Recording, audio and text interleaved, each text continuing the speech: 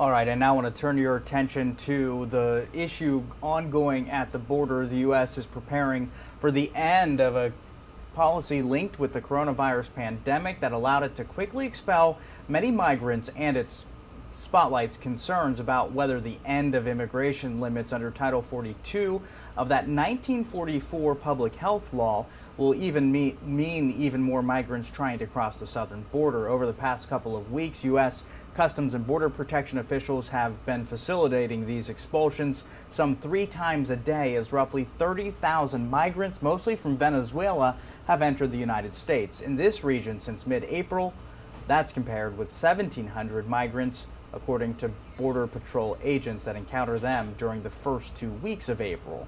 I now want to go ahead and bring in attorney Kate Lincoln-Goldfinch, owner and CEO of the Lincoln-Goldfinch law firm over in Austin, Texas. Obviously, Title 42 continuing to be discussed this morning and will be for quite some time as this continues to be an issue. Good morning, Kate. Let's jump right into this. First of all, your reaction to all this, and do you see any quick fixes soon? I think this is a natural consequence of the impact of Title 42, which has been effectively a complete border closure for the last 3 years, after decades of a system where asylum seekers could come and seek protection in the United States. So when Title 42 ends, we have a 3-year backlog of people, of hopeful migrants, that they might finally get their chance to apply for asylum. So just yesterday, the Biden administration announced a new rollout of an asylum policy that's meant to limit asylum eligibility to these migrants. And over the next several weeks and months, we're going to see this policy implemented and likely challenged in federal court as well. Okay, we keep hearing a lot about Title 42, but first off, just from the legal perspective, what is it? What does it do? Where does it come from? Title 42 is a public health emergency provision that allows the executive branch of the government to close down the border, close down immigration to protect public health. It was implemented, obviously, at the start of COVID. It has been continued for the last 3 years, some would argue longer than it should have been, and it is not a proper mechanism for the enforcement of immigration policy long term. So that's what we're seeing now, is the going away of this temporary mechanism and a look forward into the future. What are we going to do as a nation who has committed to offering protection to refugees and people who are fleeing persecution? And how are we going to get back to the orderly and dignified processing of asylum seekers that we once had? This policy sunsets at midnight tonight. What happens after that? This new policy that the Biden administration is rolling out is requiring these migrants to apply for asylum through the use of an app called CBP-1. And if they don't use the app and they attempt to enter the country between ports of entry, they will be subjected to expedited removal. It's a type of deportation. So I think the hope of the administration is that migrants will use this app, and through some of the parole programs that have been announced, that people will stay in country and apply for entry. I think that there are significant problems with the app, and this new policy doesn't actually address the needs of this desperate migrant population. And I also think that this policy that the Biden administration announced is contrary to a lot of the asylum laws that we also already have in place. And it's going to be challenged in federal court, and likely we're going to see some injunctions.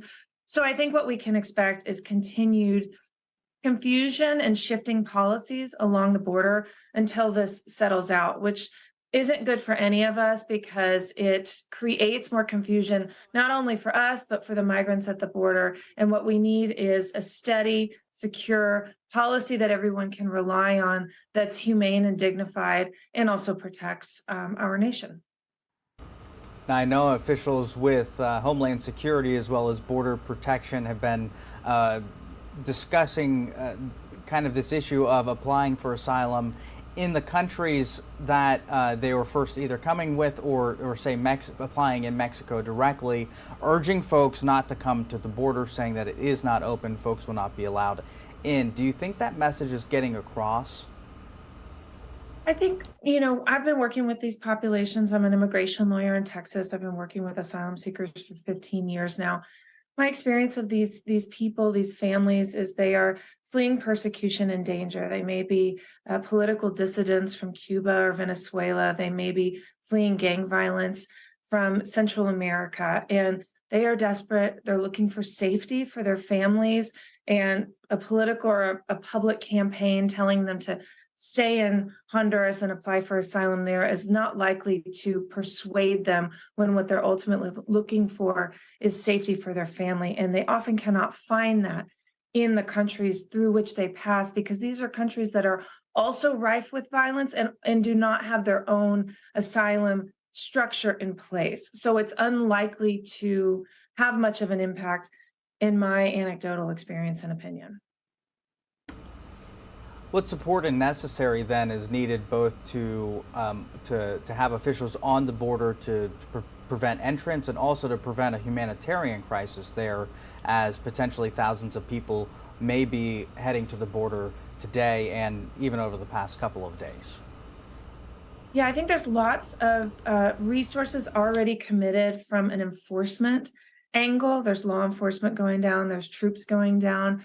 I think what is also really important to consider is the needs of this population in terms of food, shelter, medical care, et cetera. And we've seen this before. In the spring of 2021, the Biden administration lifted Title 42, but only as it applied to unaccompanied migrant children. And at that time, not enough thought was put into the needs of these children. And we saw these kids lost in this detention system for weeks. Their families couldn't find them, and it was really not managed well. And my concern is that we're going to see a repeat of that because we're not putting enough resources into the housing and the processing of these migrants. What they need is shelter, and they need to be processed for asylum by trained asylum officers who know how to interview someone. It's not just law enforcement that we need at the border right now. And of course, we know that the Biden administration had essentially changed the policies to make sure that unaccompanied minors are granted access. But then the issue is that parents, potentially other people traveling, they are being turned away. And we don't want to have to deal with a situation where you have hundreds, potentially thousands of children unaccompanied, then on the border without any type of humanitarian aid or help, of course. Is that correct? Right. So when Title 42 was lifted for kids, that created a situation in which many of these families made the gut-wrenching decision to send their children into the United States alone, because many of them are facing danger and violence in Mexico. Remember, most of them are not from Mexico, so they are homeless refugees in Mexico and are subjected to lots of violence and kidnapping that's very routine. So now we're seeing grown-ups and families potentially able to apply for asylum. And I would just remind everyone that this is a natural consequence of 3 years closure of the border. This is not an ongoing crisis that will never end. I know as we see these images on our screen of groups of migrants at the border, it's easy to think that this is a problem that will not go away. But this is a backlog, and what we need to do is get through this backlog in a kind and humane way, because that's who we are as a nation. That's what we've committed to do. And we'll get on the other side of this, and we'll get to a point where we can just process the asylum seekers that come in a routine way. This is what we've seen over really the centuries and the decades, is that as things happen around the globe, people from different countries, Ukraine, Russia, Venezuela, Cuba, they may come to our border and seek protection based on what's happening in their countries. And this is the United States of America. We need immigrants, number one, but also we can handle this. This is not a problem that we are not equipped to face. Absolutely. Just some preparation has to be put in place. Concern with that backlog, obviously apparent there, and number of migrants coming in. We just have to have everybody on the ground prepared to accept those people and make sure that they get all the ducks in a row to get things worked out there. Kate, anything else before I let you go? No, I think we covered it. Thanks for having me on this morning. All right, Kate Lincoln-Goldfinch there over in Austin, Texas for us today, joining us to talk about Title 42 expected to end tonight. Thank you so much, Kate.